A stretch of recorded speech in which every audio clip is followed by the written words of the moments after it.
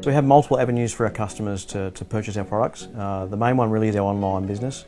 The website's very good at detailing all our different products with images, as well as all the technical specifications that are attached to those products.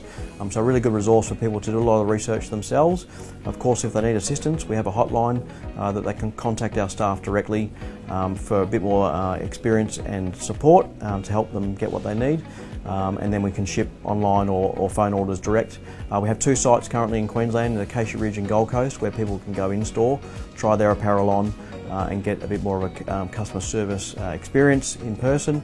And then we've also got the trackside store, just a recent addition to our business. So many people down here in Victoria would know Coxie's Motorsport Spares. We've now got Coxie on board with his van, travelling certainly locally here to Victoria to support from grassroots through to national series events.